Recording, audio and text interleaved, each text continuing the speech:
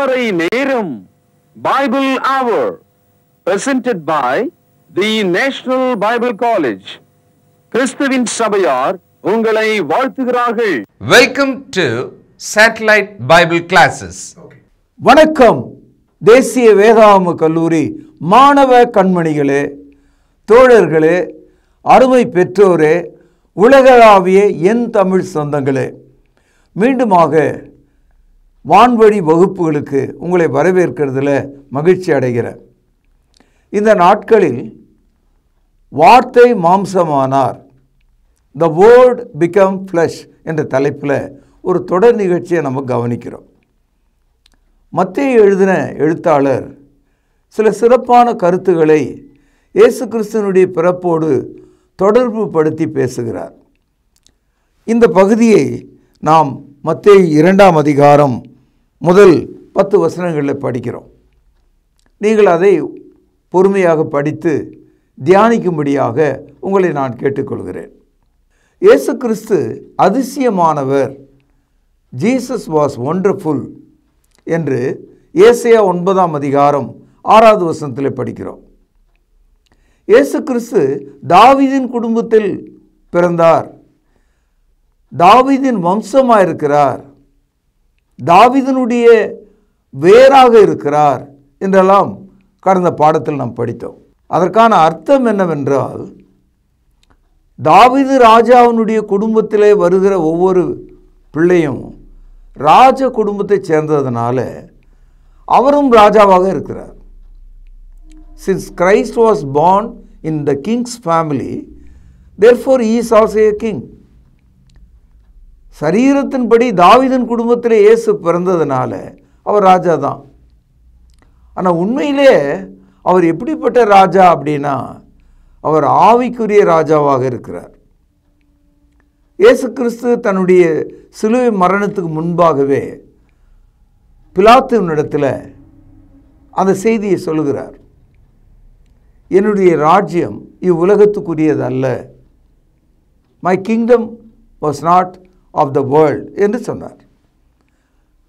இயேசுவை ராஜாவாக அக்கால யூதர்கள், அவரிடத்தில் விசுவாசம் வைத்த நல்ல யூதர்கள் அவரை ராஜாவாக இருக்கும்படி பிடித்து கொண்டு போகக்கூட மனதாக இருந்தார்கள் என்ற ஒரு தகவலை சுவிசேஷ புத்தகத்தில் நாம் படிக்கிறோம். இயேசு ராஜா தான். இந்த உலகத்தில் பல ராஜாக்களை நம்ம படிச்சிருக்கிறோம்.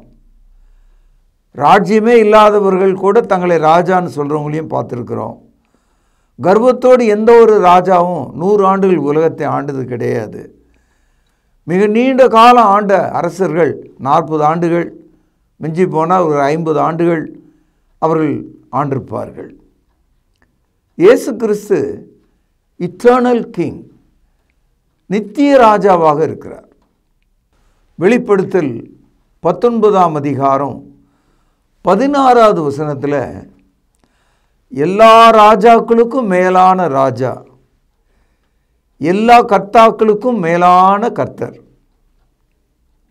King of kings, lord of lords, ராஜாதி ராஜா, கர்த்தாதி கர்த்தா, இந்த டைட்டில், இந்த மதிப்பு மிக்க தலைப்பு இயேசு கிறிஸ்துக்கு மட்டுமே உரியது. வெளிப்படுத்தல நாம் இயேசுவை ராஜாதி ராஜா என்று படிக்கிறோம். சகோதரர்களே, நல்ல மாணவர்களே, இயேசு பிறந்தபோது கிழக்கிலிருந்து ஞானமுள்ள மக்கள் வந்தார்கள். அவர்கள் ஒரு தகவலை சொன்னார்கள். ஒரு நட்சத்திரத்தை கிழக்கிலே நாங்கள் பார்த்தோம், அந்த நட்சத்திரத்தை பின்தொடர்ந்து வந்தோம். ஆகவே யூதருக்கு ராஜாவாக பிறந்திருக்கிறவர் எங்கே என்று கேட்டுக்கொண்டு வந்தாங்க. Where is the king born of the Jews என்று கேட்டாங்க. பொதுவாக ராஜாவை எங்கே தேடுவாங்க? கிராமத்தில், பட்டணத்தில். பட்டணத்தில் எங்கே தேடுவாங்க? ஏழையின் வீட்டிலா? இல்லை, அரண்மனையில் தேடுவாங்க. அன்றைய காலகட்டத்தில் ஏரோது ராஜா எருசலேமில் இருந்தார். அப்போ இந்த கிழக்கிலிருந்து வந்தவர்கள் ராஜா பிறந்தால் ராஜாவினுடைய வீட்டில் தானே பிறந்திருக்கணும். ஆகவே ஏரோது ராஜாவினுடைய அரண்மனையை தட்டி, ராஜாவாக பிறந்திருக்கிறவர் எங்கே, அவரை பணிந்து கொள்ள நாங்கள் வந்தோம் என்று அவர்கள் சொன்னாங்க. நான் சொன்னது விளங்குதான் உங்களுக்கு. இப்பொழுது வாசிக்கிறேன் பாருங்கள். மத்தேயு 2வது அதிகாரம் 1 வசனம். ஏரோது ராஜாவின் நாட்களில் யூதாயாவில் உள்ள பெத்லகேமிலே இயேசு பிறந்த பொழுது கிழக்கிலே சாஸ்திரிகள் எருசலேமுக்கு வந்து, இயேசு கிறிஸ்து அற்புதமானவர், அற்புதமானவருக்கு பின்னாலே நடக்கிற எல்லா காரியங்களுமே அற்புதமாக இருக்கிறது. மார்க்கு, லூக்கா, யோவான் சொல்லாத ஒரு தகவலை மத்தேயு இங்கு சொல்லுகிறார். அதாவது கிறிஸ்தவர்கள் மத்தியில் இந்த கிறிஸ்துமஸ் காலத்தில் 3 அரசர்கள் ஒட்டகத்தின் மேல் வந்தது போல பொம்மைகளை எல்லாம் வைத்து வணங்குவதை நம்ம பார்க்கிறோம், அல்லது கொண்டாடுவதை பார்க்கிறோம். வந்தவர்கள் 3 பேரா 5 பேரா என்று நமக்கு தெரியாது. வந்தவர்கள் கழுதையின் மீது வந்தார்களா, ஒட்டகத்தின் மீது வந்தார்களா நமக்கு தெரியாது. சில இந்தியர்கள் என்ன நினைக்கிறாங்க, நாங்கள் ஆரம்ப காலத்திலிருந்தே ஞானிகள், நலந்தா பல்கலைக்கழகம் இந்தியாவில் தான் இருக்குது, ஆகவே கிழக்கிலிருந்து சென்றவர்கள் இந்தியாவிலிருந்து சென்றவர்கள் என்றெல்லாம் பேசுகிறவர்கள் உண்டு, போதகர்களும் உண்டு. நல்லா கவனிக்கணும், அவ்வளோ தூரத்துக்கு ஒரு மிருகத்தின் மேலே யாரும் ஏறி வர மாட்டாங்க. அவர்கள் அன்றைய காலகட்டத்தில் வடக்கே எருசலேமுக்கு வடக்கு பக்கமாக இருக்கிற ஏறக்குறைய ஒரு பாபிலோன் தேசம் போன்ற ஒரு தேசத்திலிருந்து அவர்கள் வந்தவர்களாக இருக்கலாம். அவர்கள் ஒட்டகத்தில் வந்தார்களா, கோவேறு கழுதையின் மீது வந்தார்களா நமக்கு தெரியாது. ஆனால் அவர்கள் ஒரு செய்தியோடு வருகிறார்கள். செய்தி 1, ஒரு நட்சத்திரத்தை கண்டோம். செய்தி 2, யூதருக்கு ராஜாவினுடையது அந்த நட்சத்திரம். இந்த தகவல் நமக்கு ரொம்ப ஆச்சரியமாக இருக்குது. காரணம் என்னென்னா, அவர்கள் கிறிஸ்தவர்கள் அல்ல, அவர்களுக்கு பரிசுத்த ஆவி இல்லை. அப்படியானால் அவர்களுக்கு இந்த தகவல் எப்படி தெரிஞ்சது தெரியல. இது ஒரு ரேர் ஃபெனோமெனா, ஒரு அற்புதமான ஒரு நிகழ்ச்சியாக நாம் இதை பார்க்க வேண்டும்.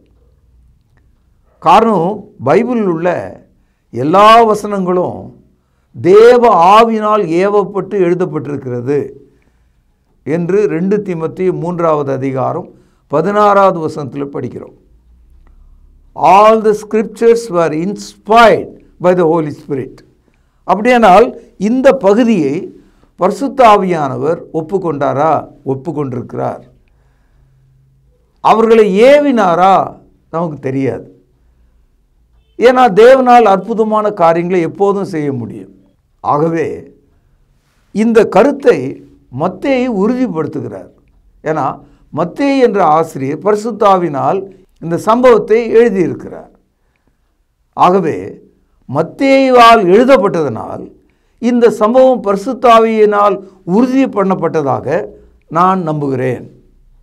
அடுத்ததாக, வந்தவர்களுக்கு கோடான கோடி நட்சத்திரங்களில் ஒரு நட்சத்திரத்தை தனியாக எப்படி பார்க்க முடியும்? வெறுங்கண்ணால் எப்படி பார்க்க முடியும்? அவர்கள் சொல்கிறார்கள், நாங்கள் பார்த்தோம். ஒரு கால் அந்த நட்சத்திரம் அது இருக்கிற தூரத்தை விட இறங்கி வந்திருக்கலாம். மனித கண்களுக்கு புறப்படுகிற அளவில் இறங்கி வந்திருக்கலாம். ஏனென்றால் அவர் அற்புதமானவர். தேவன் தன்னுடைய மகனுக்காக வானத்தில் உள்ள அத்தனை தூதர்களையும் ஒன்று சேர்த்து உன்னதத்தில் இருக்கிற தேவனுக்கு மகிமையும் பூமியிலே சமாதானமும் மனுஷர் மேல் பிரியமும் உண்டாவதாக என்று ஒரு பெரும்பாடலை பாடினார்களே, அது கூட அதிசயம்தான். தேவதூதன் மந்தை மேய்ப்பர்களுக்கு, நீங்கள் பெத்லெகேமுக்கு சென்றால் சத்திரத்தின் முன்னணையில் துணிகளில் சுற்றி இயேசு கிடத்தப்பட்டிருக்கிறார், நீங்கள் போய் பாருங்கள் என்று சொன்னானே, அதுவும் அதிசயம் தானே.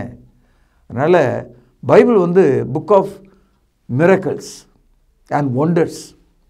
அதனால தான் நம்ம படிக்கிறோம், எபிரேயர் 2வது அதிகாரம் 4வது வசனத்தில், அடையாளங்களினாலும் அற்புதங்களினாலும் தேவன் தாமே சாட்சி கொடுத்ததுமா இருக்கிற இவ்வளோ பெரிதான ரட்சிப்பை குறித்து நீங்கள் கவலையற்று இருப்பீர்களானால் தண்டனைக்கு எப்படி தப்புவீர்கள்?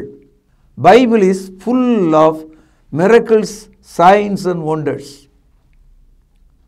If you neglect the great salvation, you will stand in the judgment seat of Christ. இதுதான் அந்த செய்தி. இந்த ஞானிகள் ஏரோதனுடைய அரண்மனையில் இந்த தகவலை சொன்ன உடனேயே சாத்தான் விழித்து கொண்டான். சாத்தானுடைய வடிவத்தில் அங்கே ஏரோது இருக்கிறார். ஏரோது என்ன சொல்கிறாரு? நீங்கள் போய் பாலகன் இயேசுவை பார்த்துட்டு திரும்பி என்கிட்ட சொன்னீங்கன்னா நானும் போய் அவரை பணிந்து கொள்வேன். சாத்தான் செய்யாத ஒரு செயல் என்னன்னா, தேவனை அவன் பணிந்து கொள்ள மாட்டான். அதான் சாத்தானுக்கும் கிறிஸ்தவனுக்கும் உள்ள வேறுபாடு. கிறிஸ்தவர்களாகி நாம் தேவனை பணிந்து கொள்வோம், சாத்தான் பணிந்து கொள்ள மாட்டான். அதனால தான் மத்தேயு 4ஆம் அதிகாரம் 10வது வசனத்தில் படிக்கிறோம், அப்பாலே போ சாத்தானே, உன் தேவனாகிய கர்த்தரை மட்டுமே பணிந்து கொள்வாயாக என்று எழுதியிருக்கிறதே என்று நாம் படிக்கிறோம். இங்கே ஏரோது நானும் பணிந்து கொள்கிறேன் என்று சொல்கிறான். அது நயவஞ்சகமான வார்த்தை. பாலகன் இயேசுவை கொல்லும்படியாக அவனுடைய இருதயத்தில் ஒரு கரு உருவாகி இருந்தது. இப்பொழுது அந்த ஞானிகள் அரண்மனையை விட்டு வெளியே வந்தால் மீண்டும் அந்த நட்சத்திரத்தை அவர்கள் பார்க்கிறார்கள். அதைத் தொடர்ந்து அவர்கள் பயணமாகும்போது அந்த நட்சத்திரம் சரியாக ஒரு வீட்டின் மீது நிற்கிறது. அப்பொழுது அந்த ஞானிகள் உள்ளே சென்று பார்த்தபோது பாலகன் இயேசுவை அவர்கள் கண்டார்கள். அவர்கள் கண்டபொழுது இதுவரை அவர்கள் தங்களுடைய கையில் வைத்திருந்த பொன்னையும் தூப வர்க்கத்தையும் மற்ற இதர பொருட்களையும் அவருடைய பாதத்தண்டை வைத்து அவரை பணிந்து கொண்டார்கள் என்ற ஒரு தகவலோடு இந்த பகுதி முடிகிறதை நீங்கள் பார்க்கலாம். இதை 11வது வசனத்தில் நீங்கள் பார்க்கலாம். அவர்கள் அந்த வீட்டுக்குள் பிரவேசித்து பிள்ளையும் அதன் தாயாகிய மரியாளையும் கண்டு சாஷ்டாங்கமாய் விழுந்து பணிந்து கொண்டு தங்கள் பொக்கிஷங்களை திறந்து பொன்னையும் தூபவர்க்கத்தையும் வெள்ளைப்போளத்தையும் அதற்கு காணிக்கையாக வைத்தார்கள். இது ஒரு அற்புதமான ஒரு வார்த்தை. மனிதர்களாகிய நாம் கிறிஸ்துவை பணிந்து கொள்ள வேண்டியது அவசியம். கிறிஸ்து தொழுகைக்கு பாத்திரமானவர். Christ is worthy of worship. ஒரு மனிதன் தொழுது கொள்ளும்போது, பணிந்து கொள்ளும்போது, சேவிக்கும்போது தன் இருதயத்தில் உள்ளவைகளையும் தன் கையில் உள்ளவைகளையும் அவருக்கு முன்பாக படைப்பது வழக்கமான ஒன்றுதான். ஆகவே கிழக்கிலிருந்து வந்த ஞானிகள் பொன்னையும் தூப வர்க்கத்தையும் வெள்ளைப்போளத்தையும் காணிக்கைகளையும் அங்கே வைத்தார்கள். இந்த காட்சியிலிருந்து நாம் தெரிந்து கொள்ள வேண்டிய ஒரு பாடம், இயேசுவை நாம் பணிந்து கொள்ள வேண்டும். அவருக்கு முன்பாக நம்முடைய கையின் பிரயாசத்தை காணிக்கையாக செலுத்த வேண்டும். செய்தி இன்னைக்கு இதோ அல்ல. இயேசு ராஜாவா என்பது தான் கேள்வி. இயேசு பிறந்தபோது ராஜா தான். இயேசு சிலுவையில் அறையப்பட்ட போதும் ராஜா தான். இயேசு உயிர்த்தெழுந்த போதும் ராஜா தான். இந்த 3 விஷயங்களை இன்றைக்கு நம்ம கவனிக்க இருக்கிறோம். முதலாவதாக மத்தேயு 2ஆம் அதிகாரம் 2வது வசனத்தில் யூதருக்கு ராஜாவாக பிறந்திருக்கிறவர் எங்கே? By birth is the king. காரணம் ஆதியாகமம் 49ஆம் அதிகாரம் 10வது வசனத்தில் பார்க்கிறோம். இயேசு கிறிஸ்து யூதா கோத்திரத்தில் நீதியின் செங்கோலை உடைய ஒருவராக வருகிறார் என்று சொல்லப்பட்டிருக்கிறது. ஒரு தீர்க்க தரிசனம். Christ is the ruler of the nations. ஆகவே தீர்க்க தரிசனத்தினுடைய நிறைவேறுதலாக அது இருக்கிறது. தேவன் ராஜாக்களை தள்ளி தனக்கு பிரியமான ராஜாவை ஏற்படுத்துகிறவர் என்று தானியேல் 2ஆம் அதிகாரத்தில் படிக்கிறோம். நேபுகாத் நேச்சாரை தள்ளினார், மேதியனாகிய தரிவியை தள்ளினார், கிரேக்க சாம்ராஜ்யத்தினுடைய ராஜாக்களை தள்ளினார், ரோம பேரரசை தள்ளினார், இப்பொழுது தமது குமாரனாயிருக்கிற இயேசுவை உலகை ஆளும், ஆத்துமாவை ரட்சிக்கும், பாவங்களை மன்னிக்கும் ராஜாதி ராஜாவாக கிறிஸ்துவை உயர்த்தினார். God can appoint his own king. தேவனாலே அவருக்கு விருப்பமான ஒருவரை ராஜாவாக ஏற்படுத்த முடியும். யூதேயாவை ஆளும்படியாக ஒரு ராஜாவை சாமுவேல் மூலமாக தேவன் தேடி அவனை கொண்டு வந்தார். அவன்தான் தாவீது. தாவீது ஆடுகளை மேய்த்து கொண்டிருந்த ஒரு சிறு பையன். கர்த்தர் அவனை ராஜாவாக அபிஷேகம் செய்தார். அதுபோல மனிதர்கள் மத்தியிலே ராஜாக்களை உருவாக்குவது தேவனுடைய தீர்மானமும் வல்லமையுமாக இருக்கிறது. யோவான் எழுதிய சுவிசேஷம் 18வது அதிகாரம் 36வது வசனம். இயேசு பிரதியுத்தரமாக, என் ராஜ்யம் இவ்வுலகத்துக்குரியது அல்ல. இந்த ஒரு தகவலே நமக்கு போதுமானது. இயேசு ராஜா தான், ஆனால் பூமியை ஆளக்கூடிய ராஜா அல்ல, மனிதருடைய இருதயங்களை ஆளக்கூடியவராக இருக்கிறார். அவர் ஆவிக்குரிய ராஜாவாக இருக்கிறார், ஆத்தும ராஜாவாக இருக்கிறார், உலகளாவிய ராஜாவாக இருக்கிறார், ராஜாதி ராஜா, கர்த்தாதி கர்த்தாவாக இருக்கிறார். யோவான் 18ஆம் அதிகாரம் 37வது வசனம். அப்பொழுது பிலாத்து அவரை நோக்கி, அப்படியானால் நீ ராஜாவோ என்றான். இயேசு பிரதியுத்தரமாக, நீர் சொல்கிறபடி நான் ராஜா தான். இயேசு கிறிஸ்து பகிரங்கமாக தேசாதிபதியாகிய பிலாத்துவுக்கு முன்பாக யூத தேசம் முழுவதும் அந்த வார்த்தை சேரும்படியாக, எஸ் ஐ ஆம் த கிங், தெளிவாக சொன்னார். என் அன்பு சகோதரர்களே, இந்த இயேசு சிலுவையில் அறையப்பட்ட போது பிலாத்து நன்றி கடனாக அந்த சிலுவையின் மீது ஒரு பலகையை போடுவித்தான். அந்த பலகையில் என்ன எழுதியிருந்தான்? ரொம்ப ஆச்சரியமாக இருக்கும். அந்த பலகையை எடுக்கணும், தூக்கணும், அந்த மாதிரி போடக்கூடாது என்று அன்றைய யூதர்கள், பிரதான ஆசாரியன் உட்பட அனைவரும் ஒரு கூட்டமாக வந்து பிலாத்தினிடத்தில் முறையிட்டார்கள். ரிமூவ் த போர்டு என்று சொன்னார்கள். அதுக்கு அவன் என்ன சொன்னான்? நான் எழுதினதே. அதனுடைய அர்த்தம் என்னன்னா, தேவன் அவனுக்கு அந்த வார்த்தையை பேசும்படியான அதிகாரத்தை கொடுத்தார். When Pilate made that statement, it was not his own word. It was the confession given by God. அதனால தான் அவன் அவ்வளோ தைரியமாக சொல்லிட்டான். எழுதுந்தான், எடுக்கவே முடியாதனா. என்ன எழுதியிருந்தான் தெரியுங்களா? இயேசு, நசரேயனாகிய இயேசு யூதருடைய ராஜா, Jesus of Nazareth, king of Jews. இந்த 4 சொல்லையும் ஒரு எழுத்தாக பார்த்தா என்னன்னு வரும் அப்படின்னா INRI அப்படின்னு வரும். இது ஒரு லத்தீன். இதை யோவான் எழுதிய சுவிசேஷம் 19வது அதிகாரம் 17வது வசனத்தில் நீங்கள் பார்க்கலாம். அவர் தம்முடைய சிலுவையை சுமந்து கொண்டு எபிரேய பாஷையில் கொல்கதா என்று சொல்லப்படும் கபாலஸ்தலம் என்கிற இடத்துக்கு புறப்பட்டு போனார்.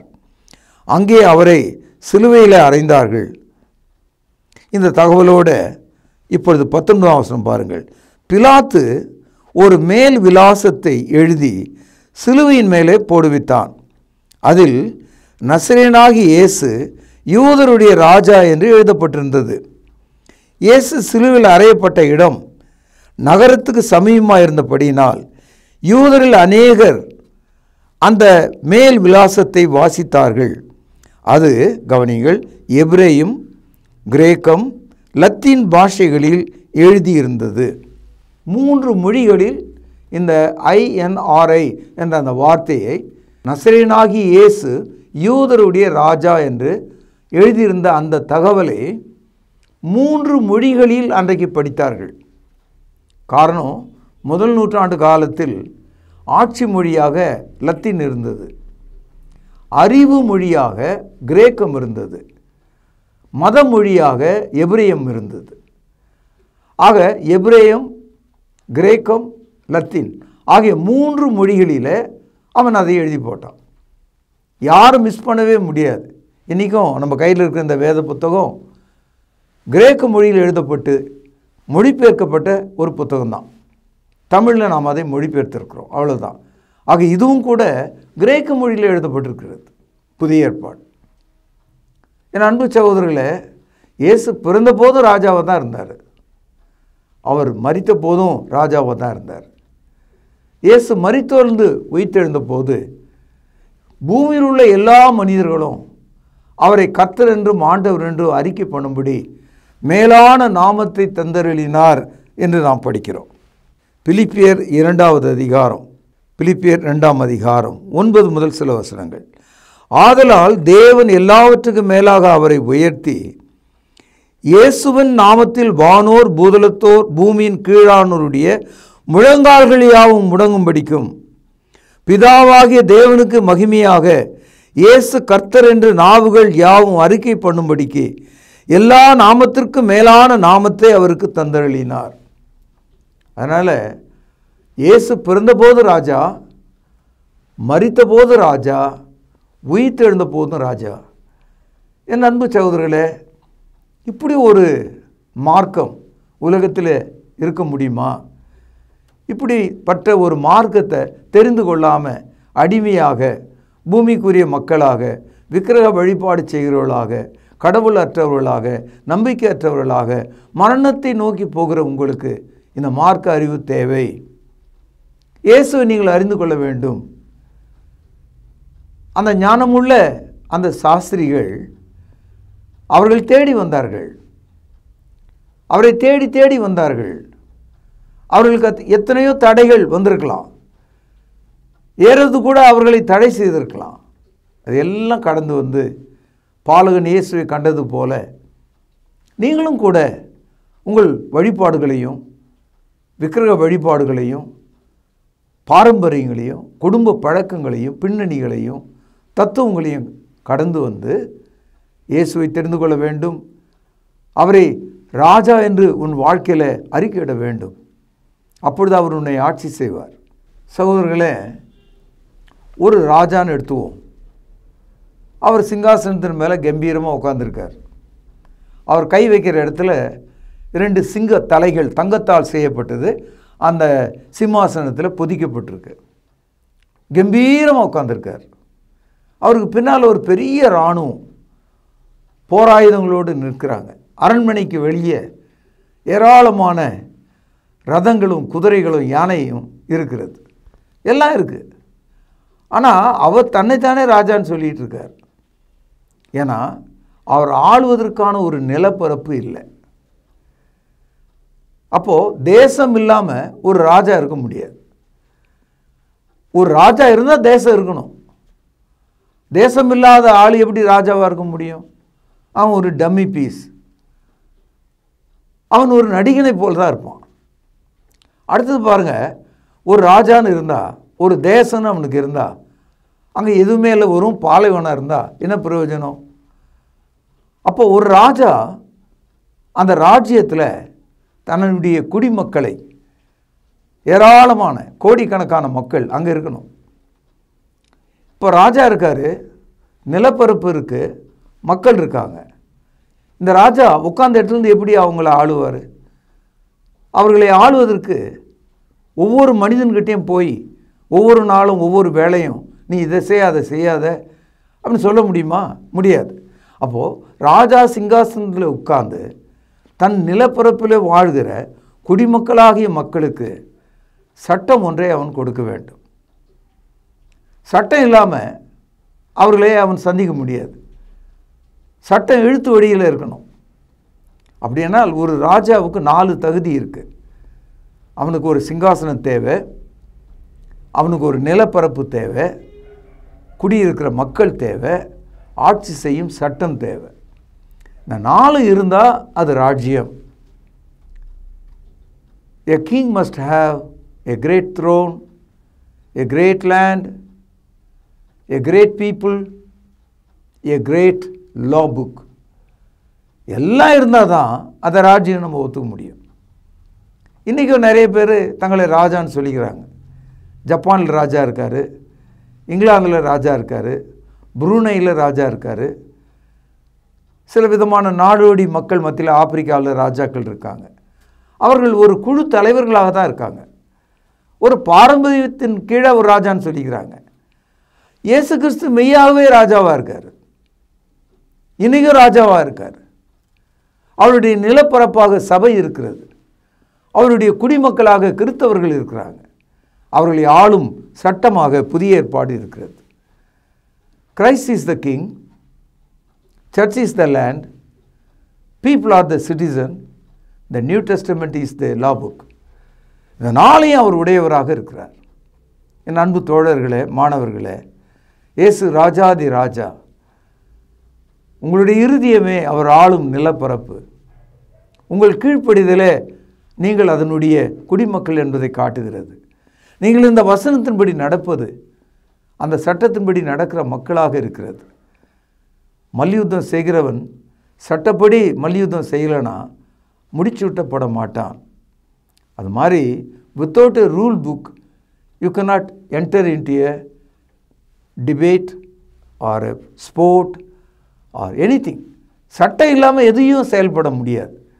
ஆனால் கிறிஸ்தவம் என்ன பண்ணிடுச்சுன்னா, கிறிஸ்துவ ராஜான்னு சொல்லுது, சபையை புரிந்து கொண்டது, குடிமக்களாக மக்களை தெரிந்து கொண்டது, ஆனால் சட்ட புத்தகத்தை இழந்தது.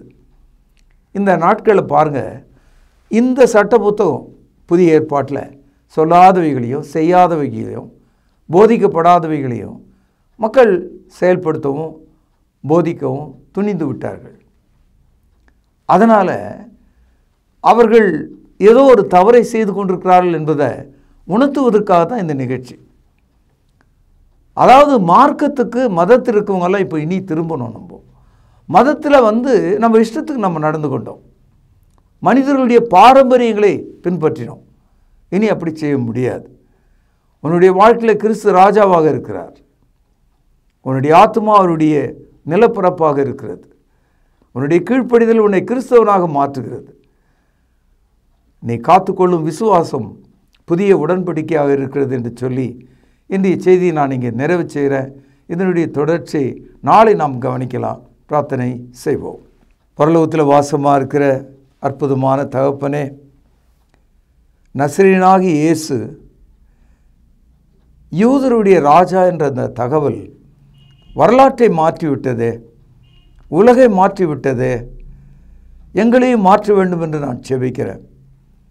உணர்ந்து கொள்ளும்படியான ஆவியை மக்களுக்கு தாரும், கீழ்ப்படியும்படியான மனதை கட்டளையிடும், சிறியோரையும் முதியோரையும் கண்காணியும் விசாரியும் ஆசீர்வதியும் நல்வழிப்படுத்தும்.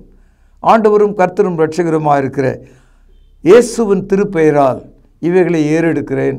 ஜீவனுள்ள எங்கள் நல்ல பிதாவே, ஆமென்.